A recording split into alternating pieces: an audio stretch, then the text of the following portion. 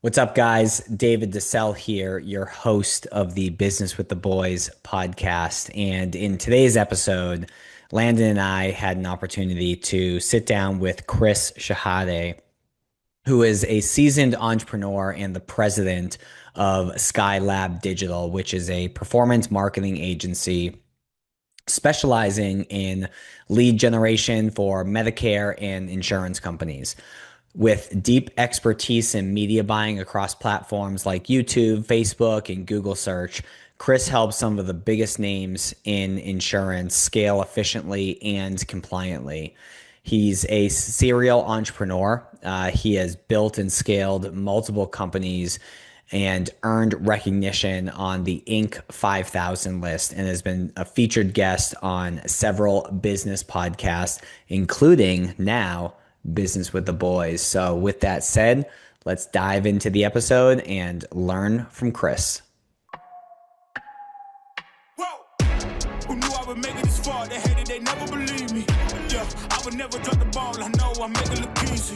Yeah, Mayweather with the defense. I don't care what a critic got to say. I got him picking Well, Chris, welcome to the show. Landon and I have been pumped for this episode. I know in our previous calls and the bio that I read through, you have a pretty interesting upbringing on this entrepreneurial path. So we appreciate you hopping on today and sharing some knowledge. I'm really excited to be here. Thanks for having me. Awesome. Well, walk us through kind of how things got started. So, were you an entrepreneur that was made? Do you feel like you were born to be entrepreneurial? Like, how quickly did you start getting that itch, and kind of walk us through some of the steps along the way? I am of the belief that most everything is nurture. So I'm in the camp of my father always pushed entrepreneurship to me throughout my childhood. And he was an immigrant from the Middle East. U.S. has many more opportunities than Middle East does, and was very, I'd say, pushy on the be your own boss mentality from even as young as 4 and 5 years old. So all the way up until my 20s, when it was pretty much solidified that my mindset was the way that it is. And I'd started with various different entrepreneurial ventures. So I had a little car wash business, washing cars when I was, can't even remember, 8 or 9 years old. And I'd had all the neighborhood kids washing cars around the neighborhood for me, and kind of just coordinating this little sales operation that I had around the neighborhood. And that kind of started this knowledge of how leverage works. And that catapulted into various other businesses. I had a little window washing business for a little while, a call center business for a little while, tax company for a long time, and ultimately led me into lead gen and digital marketing. And here we are today.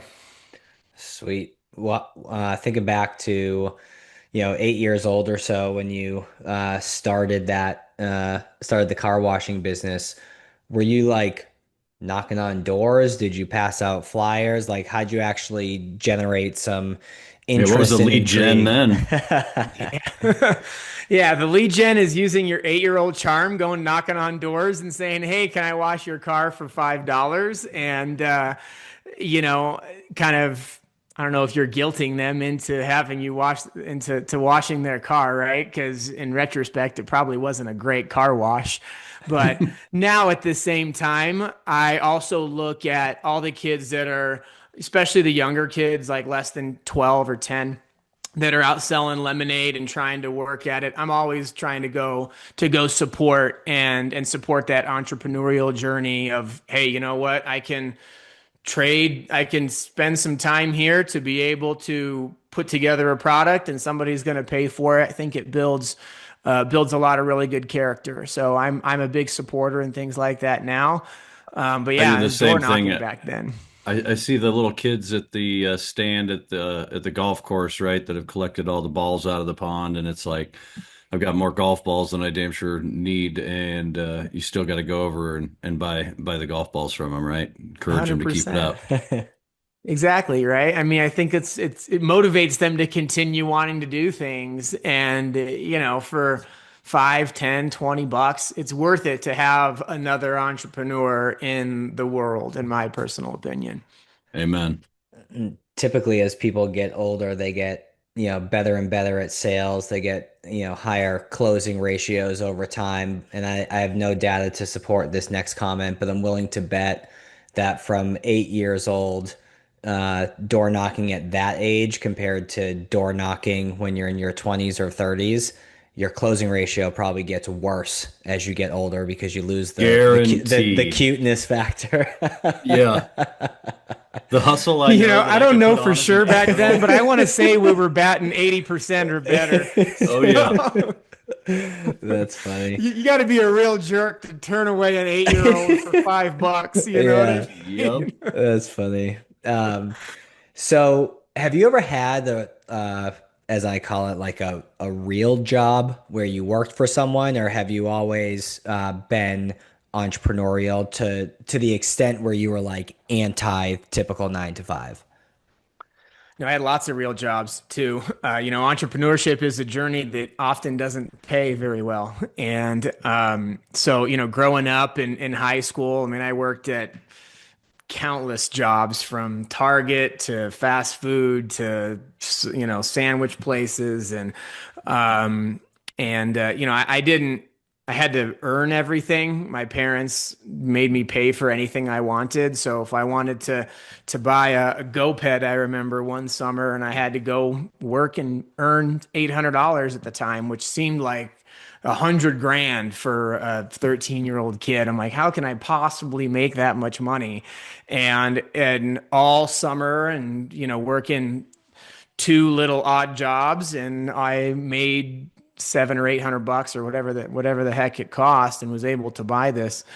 They teach you a lot of lessons. I mean, I think entrepreneurship has always been at the core, but I've always, working at Target, I'll never forget. I was in, I don't know, maybe 16 or 17. I was in high school, and I'm like, this process that you have doesn't make any sense. We could save a lot more time by doing this by doing this process. And the response from management was, well, that's just how the way it is. And I'm like, that's a dumb reason. Like, what do you mean that's just the way it is? Right.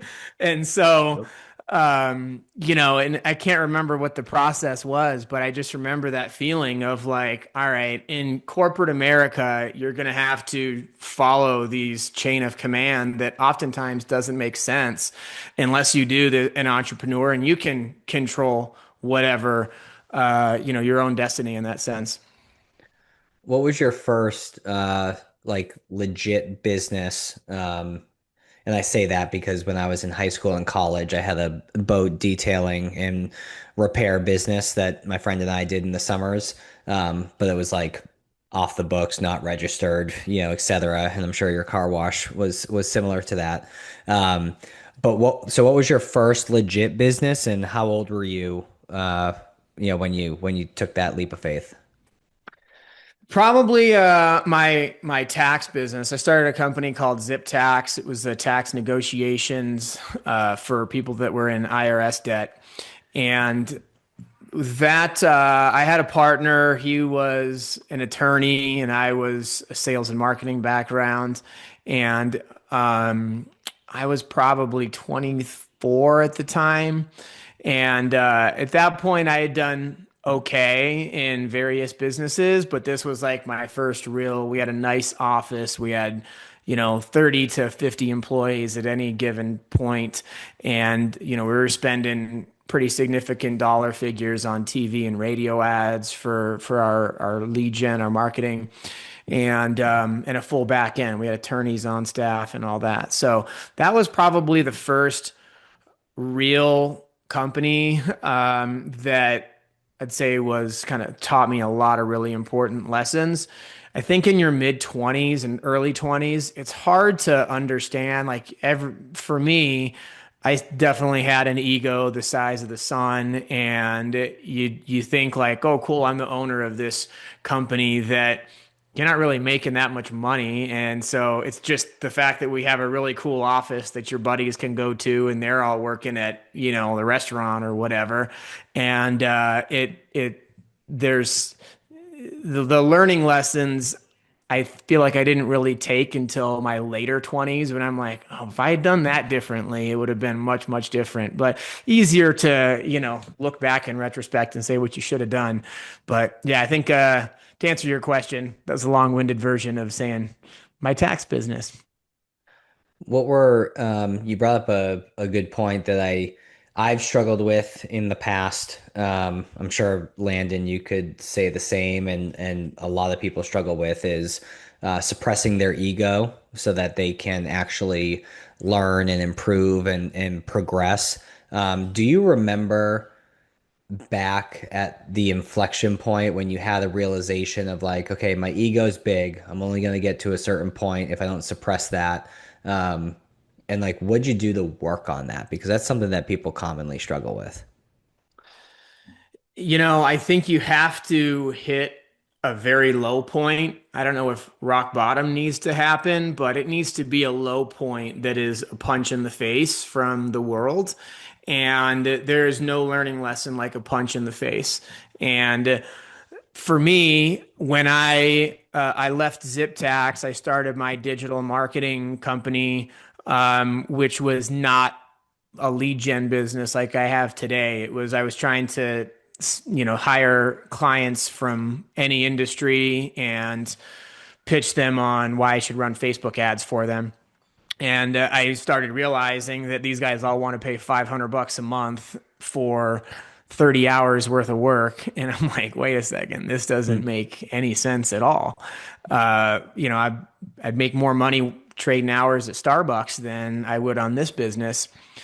And I spent all my money trying to get that afloat that I had made from ZipTax, gone completely broke, and I came to the realization I had to get a job.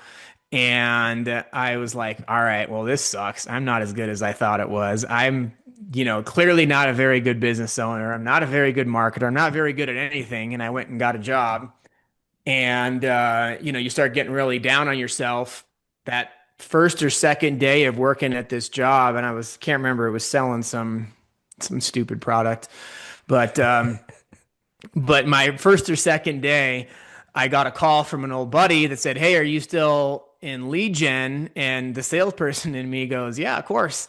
And what do you need? Says, "I just started my student loan agency. I need student loan calls." And I said, "Okay, hold on. Yeah, let me see how much we're doing, and I'll call you right back."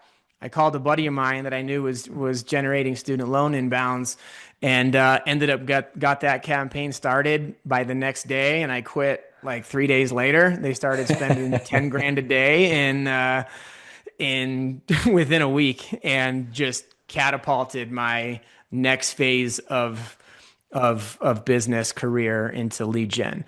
And that was a turning point for me that said, wow, I mean, I literally have spent the last year and a half trying to build something with my knowledge and expertise and blah, blah, blah. And now kind of like pretty much all by luck or, previous sales and kind of networking, this thing fell onto my lap that is able to start a new venture in business. And that was a big ego check for me. That was something that was like, all right, anything that you have can be taken away rather quickly, and if you work hard enough, it can be given back. So that's kind of the first turning point of my lead gen career that's kind of led to today. I think I can relate with that. I mean, I don't know that my ego check may have came earlier when I decided to get sober, right? Because I had hit a rather low point, but I remember back, and David remembers this one, our first year at Northwestern, when I was kind of touted around the country as, this top producer, et cetera, and thinking like, yeah, I kind of did kick ass and, ended up number one here, but like, I think I just paid my assistant more than like what I actually netted to the bottom line for myself. but everybody else around you thinks you're some big deal, right? And it was like, I don't know, I just kind of had this empty feeling inside, like, okay, well, I need to go build something special. And I didn't really have an ego about it. It was like I was confident in my abilities because I'd proven to myself that I could do it. But it's a weird place when everybody, like you said, you have a business and it's just they automatically assume, oh well, life's good, right? And it's like, no, you don't see all the bullshit and the late nights and the stress and the ramen noodles you eat at the beginning to get to where things are at today. At least that's my experience. 100%. I mean, that's one of the farces of business ownership is that outsiders all think we're making millions and millions of dollars, and the reality is a majority of them aren't even making 100,000. And The vast majority, north of 90% of businesses never do north of 100,000 in revenue. I mean, Crazy. and that's a scary thing, right? You can't even live on that in almost all Yep. the parts of the country. So, yeah, they're definitely gut checks for sure. A lot of times in my career and all my friends that I would consider to be successful, their careers too, that we've chatted about and some fireside chats. I think it's funny that you worked at your new job for a few days and then Boz. It's also interesting when I was an advisor before I got into consulting and tech. Um, it was very much outbound, making 40, 50 phone calls a day, scheduling meetings, etc. And it was like so hard to get business, but through the volume, you would get business. And then it's like as soon as I stopped being an advisor, everyone I knew and their mother would reach out to me with like financial planning questions. And I'm like, where the hell were you for the last 7 years when I'm starving over here? So it's funny how that fell on your lap after you temporarily, threw in the towel and got a job to be able to pay some bills. It's cool that just fell on your lap. Yeah. No, I mean it definitely is. That was a very crazy scenario, and I can definitely resonate with your side too. So fast forward to today. What does life look like now? What's your core business? What are you involved in? What do you guys do? Help give us a sense of, as we sit here in 2025, what things look like. Yeah, so Skylab Digital, we several years ago we were mostly in mortgage lead gen. We pivoted 6 years ago to insurance, and that was a major turning point. We did really well in refi when rates were a little bit more stable. When rates went down to 2%, refi lead gen just tanked, and then we had to pivot. So we ended up pivoting to Medicare, auto insurance, life insurance, health insurance, and really found our foothold into Medicare, which is a very highly regulated industry. And we have tons of compliance that we have to go through every single year. Had to go get licensed in almost every state to be able to run ads and work with a lot of the big carriers that we have to work with. And slowly built a team of internal media buyers. We started getting run a lot on YouTube and Facebook and Google search. Started building out campaigns, a lot of testing, and we went through a few different phases. So I call it Skylab V1 and Skylab V2. And there was a couple years ago that I had just built a terrible culture, and hiring was always one of my Achilles heels, I would say. And I hired all the wrong people. It just is what happened. And it came to the realization that I'd need to terminate everybody. It took a long time because production was there. And I think that's the hardest part is when production is there, what do you do? And I realized there came a turning point that doesn't matter how much production there is. If the culture fit is terrible, then you don't really have a company. Your company is going to implode at a certain point in time. And it almost did. I thought it was going to. I had to fire every single person except for one. There was a team of 10 at that time. And I locked everybody out. I kind of didn't locked everybody out and sent them their termination letters and restarted from scratch. And this was almost 3 years ago now. It was one of the most difficult times in my latter phase of my business career, and another major turning point in my learning lessons of how to hire, how to build the right team around you. And I found the importance of culture, and I didn't really see that importance until this point. I was like, yeah, culture is kind of this vibe word that companies use to, for whatever reason. And then I realized now that's the only thing that matters, in my opinion.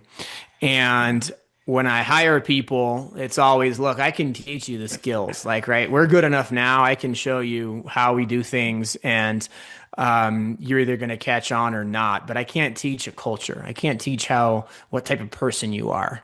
And that's the main thing that we hire for at this point, to make sure that we have a rock solid team. So hiring A players and making sure they all coordinate together is massive for me.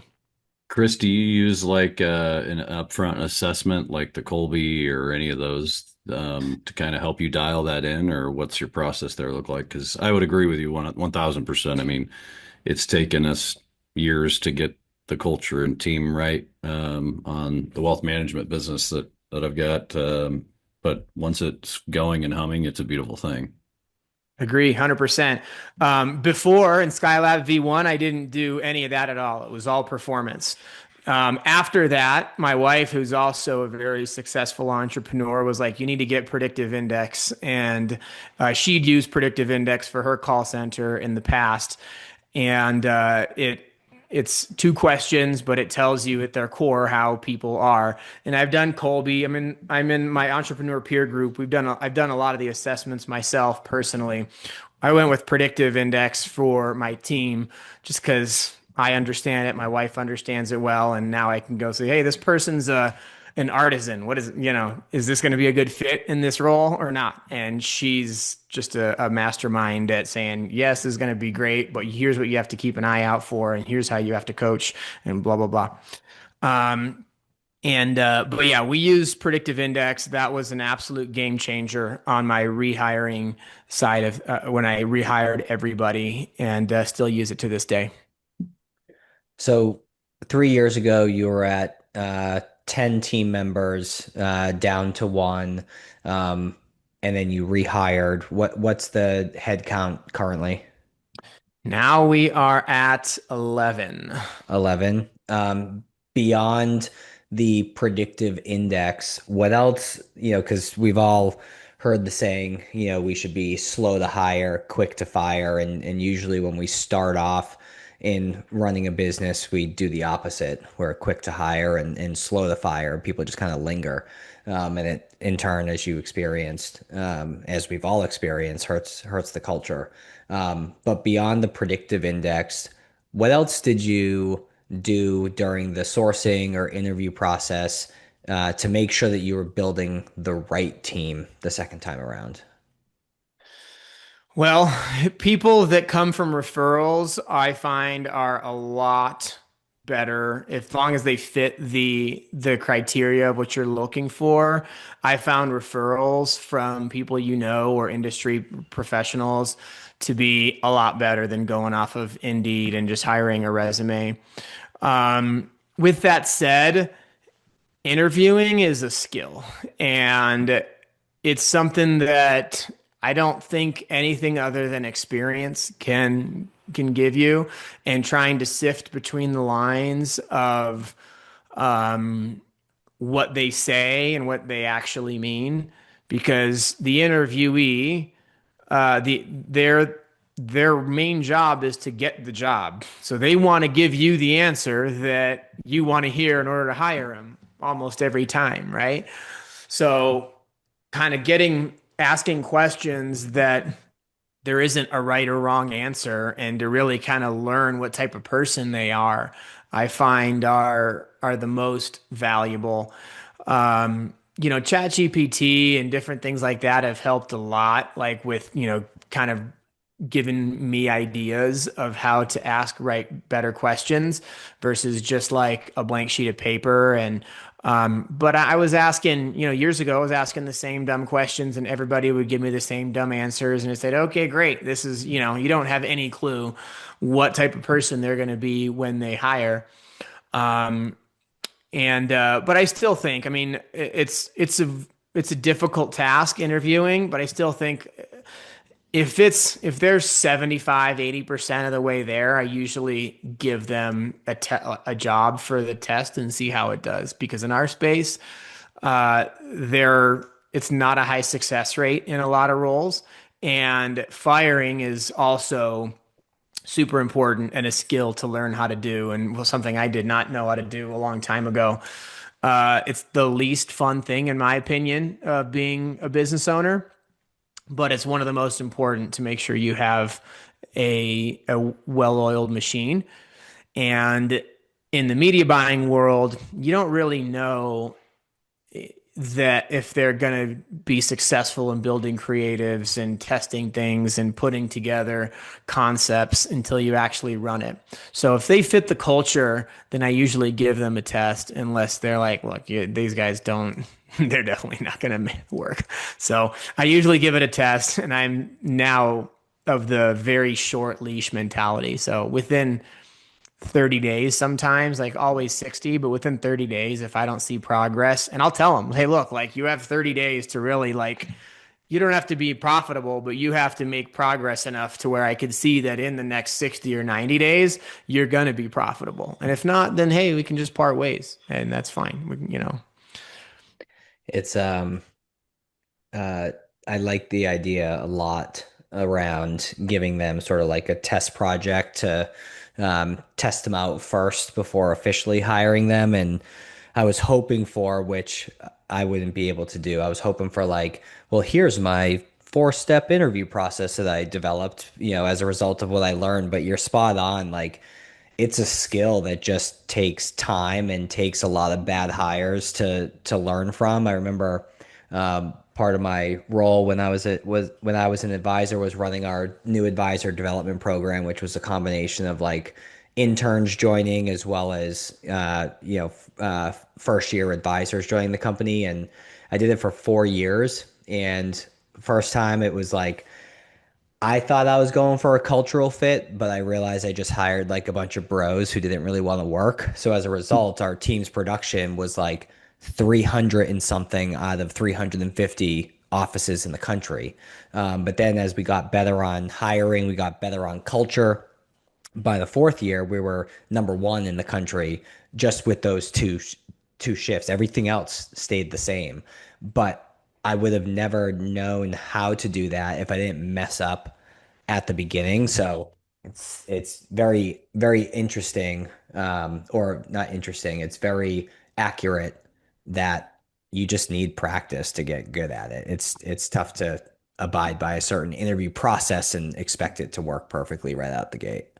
So, Chris, one quick question on that. Are you actually hiring them, or are you, like David said, putting them on a project basis, trial period? Like, are you just setting the tone of, hey, we're going to try this for 30 days. I'll hire you, but no guarantees unless I see some progress?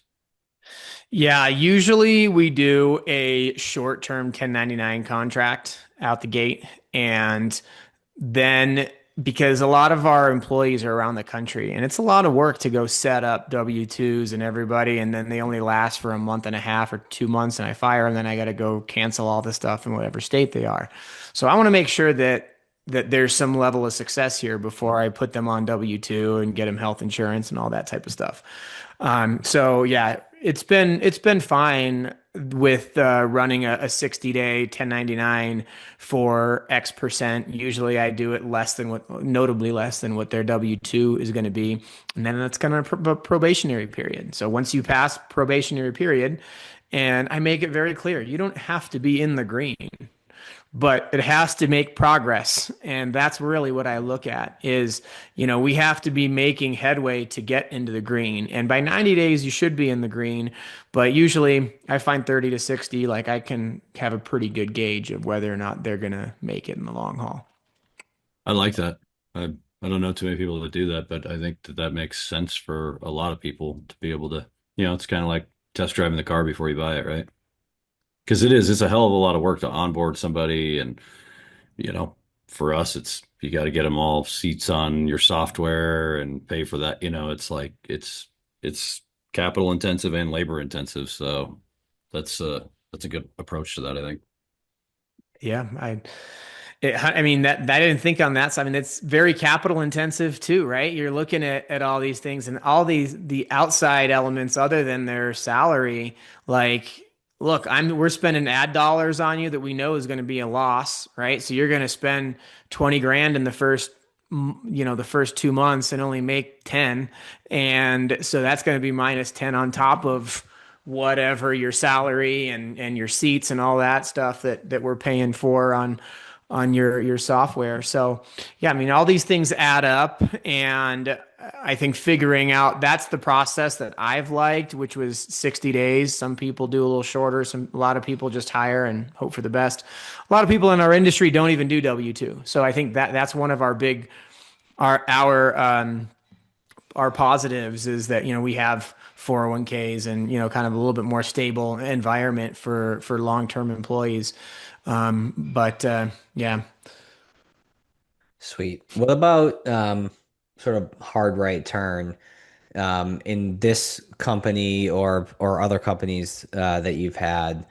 How did you approach funding? Was it purely bootstrapped? Did you take on any investor capital, family and friend capital to move faster, or was it just built from the ground up? Yeah, just built from the ground up. I was pretty good at structuring deals to manage our cash flow properly. One of my strong suits is accounting and making sure that our cash flow is always in a good spot. And if I saw that it was coming to a level that it was getting a little bit closer into the gray area, I would structure a deal to be able to have some of our AR come sooner or have our terms shortened by one of our clients. Some of our buyers were on prepay, which was super nice. So those are huge cash flow helps when you have prepay or short term, really short terms on heavy receivables. So that I think was kind of unique in our sense. A lot of people do end up getting capital, but I never got outside funding. At this point now, we do have a pretty sizable credit line with Chase and some pretty heavy credit cards for our ad spend.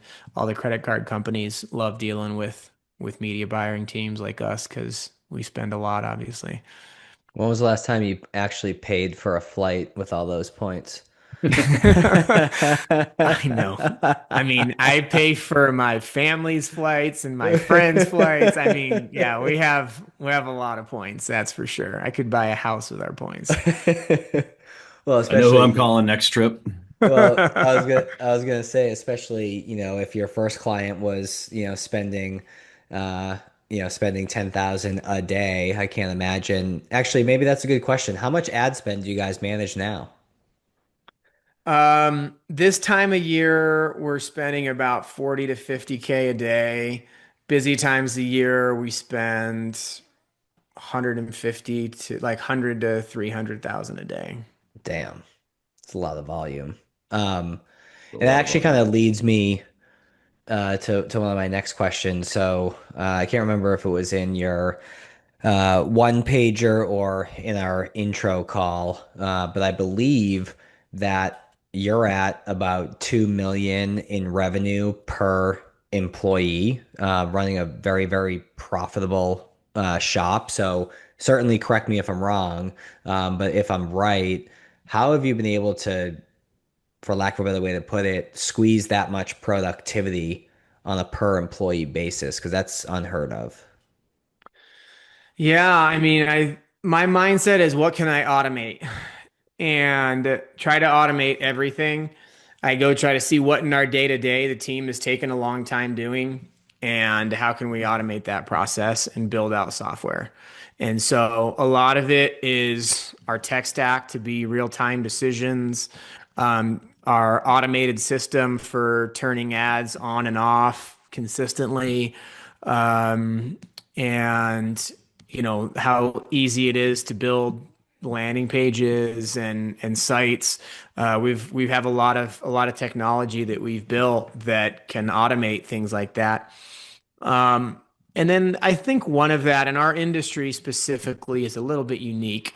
I'm sure it'd be a lot harder if it was a brick and mortar company, a business selling clothes or something, right? But in our industry, when you do well, buyers give you more budget, and a lot of it is a factor of what we spend.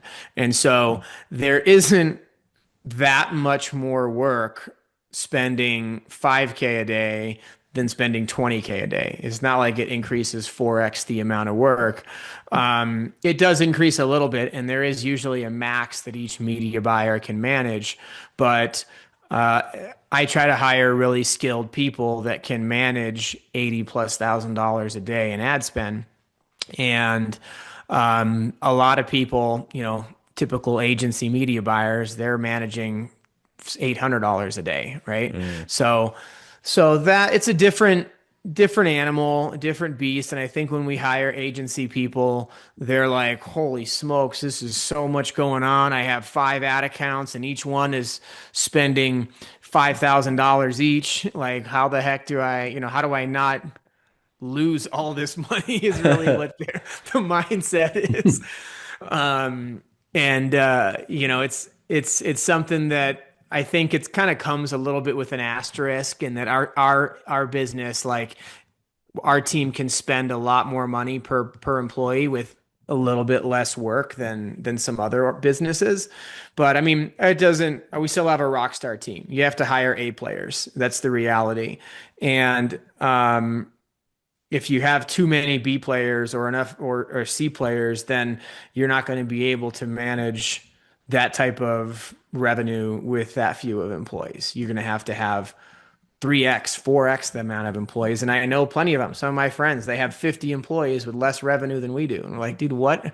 We're not in a massively high margin industry. Like, you know what I mean? So, how are you keeping them then? I mean, if they're feeling kind of stressed on what they've got to produce, I mean, are you just paying them that well, or is it, again, you just built a good enough culture that they're not leaving? What do you think the secret sauce is there? Because it sounds like, yeah, you are throwing a lot on them.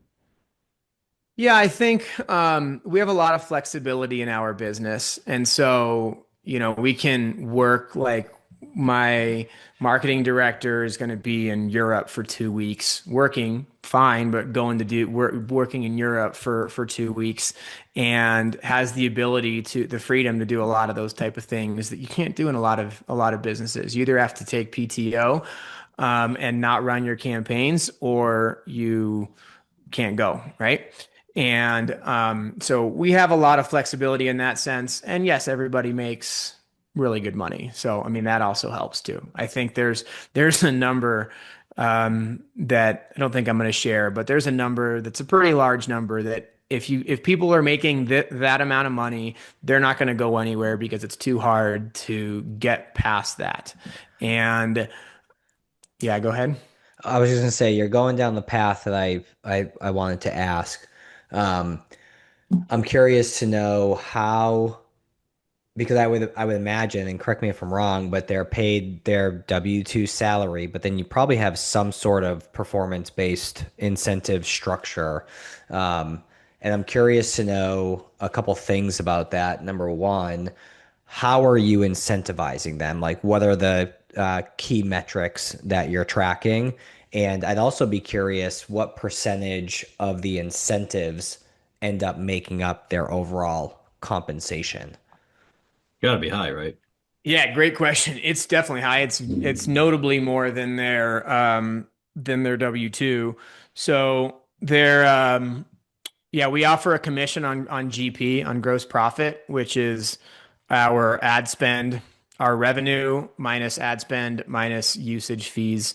So there's like a minimal telecom fees, and that is the commissionable amount for our media buying team. And Yeah, I mean, at that level that they're expected to run, which is roughly 25 to 30% ROI on ad spend, um, I mean, it's probably close to 3x their salary, their W-2 salary, which is not, I mean, that's a six-figure salary. So, I mean, it's not nothing. And but yeah, the commissionables really drives, and that's what makes performance marketing, right? We're as good as we are. So our job is to make ads that produce an ROI at a level that our customers can sell at a CPA that makes sense for them and have us make money in the meantime. That's sweet. Win, win, win. Yeah, Yeah. especially to like with the folks on the team when they're highly incentivized like that, they can actually be uh, not entrepreneurial as it relates to also taking on all the risk and all the headaches, but they can be entrepreneurial and be in charge of their own destiny through their performance and hit all the financial and personal goals that they have as well. So it's cool that you have that incentive structure, and it probably decreases churn quite a bit because they're not just looking for that next buck. Yeah, I always thought it was interesting how many media buyers that I interview that are shocked by an incentive structure. And I mean and it's fairly common in our space, but in the agency world, there's no incentive. You might get a little bonus or something at the end of the year, but like the agency world, you're making X salary and you're expected to run whatever whatever your company approves for you, right? Your client approves for you. So, yeah, it's interesting. I'd say probably half the people I interview have no clue about lead gen performance marketing media buying. Like it's crazy. And they're media buyers for 5+ years. That's wild. I have That is wild. I have a friend of mine, Jordan and Adam and Chris actually too, and they're a part of they own a company called Neon Flux out of Miami, and these folks like back in high school, were making 100 grand a year, doing media buying and online advertising, and one of them made like a few 100 grand their first year in college, so they just dropped out and went all in. But it took them probably a solid 15 years from high school to probably when they were 30 to like navigate through all the shit. And what I mean by that is there was a lot of, and I don't know if you experienced this, but there was a lot of like sketchy, illegitimate people and businesses in the media buying space. And they finally got to a point to where they're super legit right now. I think they're doing like 50 million a year or something crazy like that. Did you ever experience that Dude, in your my industry or?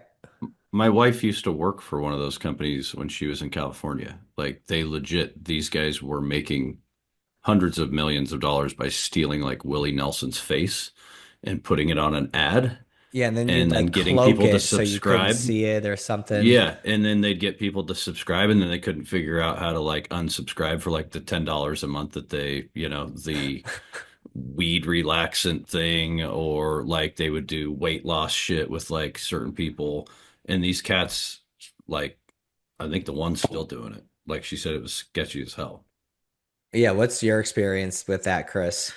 There are tons of bad actors. The Nutra space is kind of the broader category, Landon, that you're describing is kind of the one filled with the most of bad actors. I think a lot of them they got hit on the wrist pretty hard for doing the auto rebills, which a lot of I think the platforms got in trouble, and so the like Google and Facebook and those guys stopped allowing any of those ads to go through. So there's a lot of black hat stuff in our space, and black hat is basically illegal advertising that you try to run on platforms without them knowing, and outside of their terms of service.